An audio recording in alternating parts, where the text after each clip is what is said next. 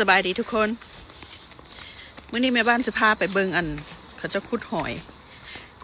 หรือว่าขุดมันจะเป็นค่ายคืออันหอยงวงสร้างแต่บ่แม่นหอยงวงสร้างเนาะเพราะว่าเขาจะเปิดให้เอาเขาจะเปิดให้เฮาไปขุด คู่นึงกำหนด7 โตวแต่ว่าพอบ้านสิได้จักโตวกับบ่ฮู้เด้อเฮาไปเบิ่งว่ามันสิเป็นจังได๋สภาพมื้ออากาศก็ยังหนาวอยู่เด้เดือน5วันที่เท่าใด20เท่าใดมื้อนี้เป็นวันจันทร์อยู่ทางอเมริกาพี่น้องไปเบิ่งสภาพเบิ่งบนจอดรถคนหลายคนมานะไปเบิ่งน้ำกันมาฮอดแล้วบนขุดหอยขุดปูกะอยู่ใกล้บ้านข่อยซื้อนะพี่น้องเอ้ยขี่รถมากับประมาณ6 นาทีนี่แหละมึงดูคนนะหลายคักน้ำกระลงหลายแหงแต่ว่าอากาศมันจะบดเด้จะบ่ฮ้อนจะเย็นเอาสิไปทางใดไปทางเลยพวกนั้นพี่น้องเอ้ยไปฮอดพูนคนหลายคักหลายนี่ What is it the baby crab โอ้ปูน้อยมันแมงมันจะเป็นแบบนี้พี่น้องมันจะเป็นหอยแบบนี้เด้หลายคักไผว่าอยู่ไม่กล้าบ่มีหอยแข้งเห็นไหมหอยแข้งหน่อยบอกยังไงมือแม่บ้านกับเปื้อนหอยแข้งเบิ่งมาหอยแข้งนะตัวบอกยังไงพี่น้อง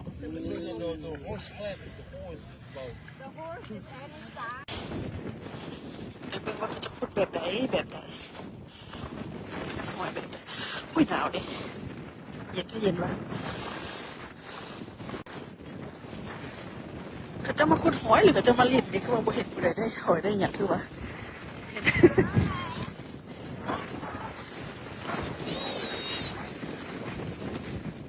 ก็คือ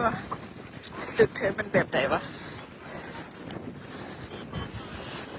โอ้เบิ้งนี่เขาจะได้โอ้ว้าว it's big น่ะยังพ่นน้ำอยู่ว้าวสควีดักอันนี้แหละโอ้ว้าว oh my goodness yeah พี่น้องมันอ่อนๆซ้อมเหรอพี่น้องว้าวถ้าเกิดขุดเลิกพอพี่น้องก็เลิกใช้เลิกว่าเพียงเขาขุดเพียงอันกับเพียงขาพี่นะความเลิกของเขาสิเอาหอยนะพอแทบบ่มีแห้งสิได้น่ะตายคือข่อยนี่ก็มาถ่ายรูปซื่อๆนี่แหละมาถ่ายรูปให้พี่ให้น้องได้เบิ้งซื่อๆนะสั้นดอกว่าพี่น้องเอ้ยเบิ้งว้าวOh my goodness Oh my goodness It's so big เบิ้งโตบักใหญ่พี่น้องอันนี้ละหอยนะหอยงวงสร้างนะว้าวนี่เพิ่นไส้อันตัวนี้เป็นคือกระถางเลยนะเขาจะคุดนะอันนั้นกระแม่นอันนี้กระแม่นอันนี้ประมาณเกือบโลพุ่นได้นี่นะว้าวพี่น้องเอ้ย And it's so big ตอนนี้แห้งบักใหญ่ๆนี่อันนี่ประมาณเกือบ2 โลปลายพุ่นตี้นี่น่ะโอ้ว้าวเขาก็จะคุดแบบนี้นะ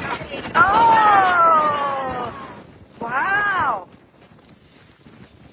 Still Yes still good yes still good นะแล้วมันก็จะขุดแบบนี้พี่น้องแล้วก็เอาอันนั้นใส่แล้วก็จะเอาอันนั้นจะเอากระถางหันใส่สิขุดหอยนะแล้วพอบ้านหันเอาส่วนบ้านเดียวคือจะบ่ได้เหรอคือจะบ่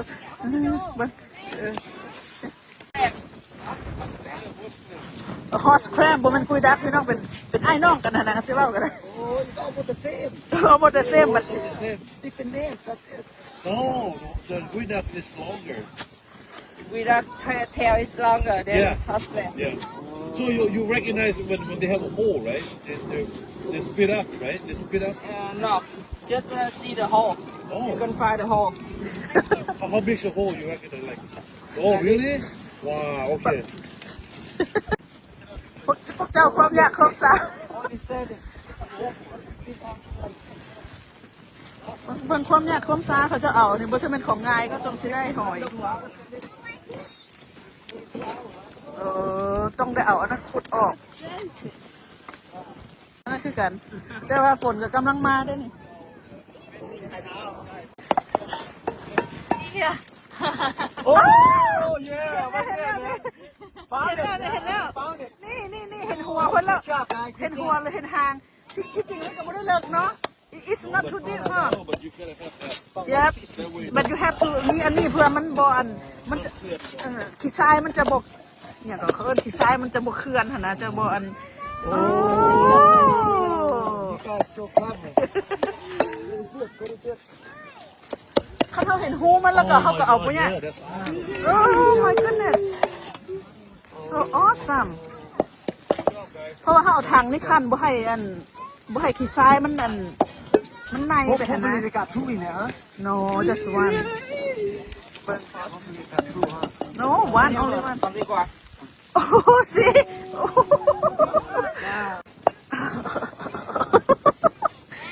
ว้า Like a พี่น้องเอ้ยนี่เนี่ยหอยนะมันคล้ายคือกุยดักแต่มันโบแมนคือกุยดักมันจะลองมันจะยาวอันนี้มันคันซิว่าก็เป็นลูกพี่ลูกน้องของกุยดักค่ะนะนี่นะสิได้หรือบ่ได้กับบ่ฮู้ลองเบิ่งสิคืออยู่ นะโอ้มัน Man. พยายามเด้ น้อยแต่ว่า น้อยหรือใหญ่ขอให้ได้ก็ได้ดอกเฮ็ดเอาหมวกจะออกก่อนบางคนคุณหอยนี่ก็สิบ่คือไปซื้อร้านโอนี่ถือคืออยู่ทรงมันคุณหอยนี่บ่คือแล้วคนนี่ที่จริงแล้วแบบนี้แล้วเขาจะเอาคู่เอานั่นใส่เพื่อบ่ให้มันขี้ซ้ายมันเจือนหั่นนะแต่ว่าเฮาบ่มีคู่มีเคอีหยังนี่ลองเบิ่งว่ามันจะเป็นสภาพใดพี่น้องมือความอยากความซาเขาเจ้าขุดหอยนะโซสิได้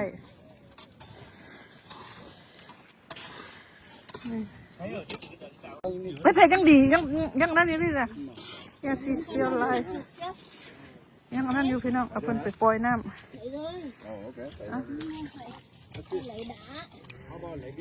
นั่นยังเปลี่ยนอยู่ด้วยค่ะนะเนี่ยจะสน้ำมันเขาจะคุดนะเป็นจุ่มกันเด้แล้วแต่ผู้สิได้น้อยได้หลาย แต่ว่ากำหนดเขาเจ้าก็ให้ผู้หนึ่ง7 โตคือแม่บ้านว่าเขาละผู้ใดสิได้น้อยได้หลายกับบ่ฮู้เบื้องหลานน้อยนี่กับคุดจักสิอ๋อ so cute มันเป็นคุดมันได้หรือวะนี่ได้หรือบ่ได้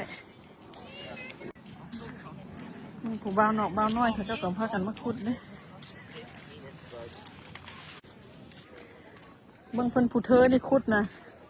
ความเลิกสำหรับพวกเจ้ากับเบิ่ง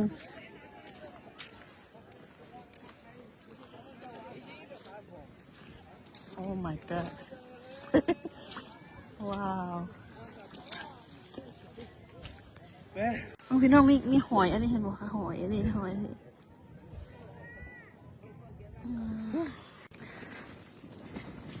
สรุปแล้วก็คือแม่บ้านทายให้พี่ให้น้องได้เบิ่งหั่นล่ะว่าขุดหอยมันยากมันซ่าซำใดแล้วก็ความลึกของมันจะซำใดเนาะเอามาให้พี่ให้น้องได้เบิ่งน้ำกัน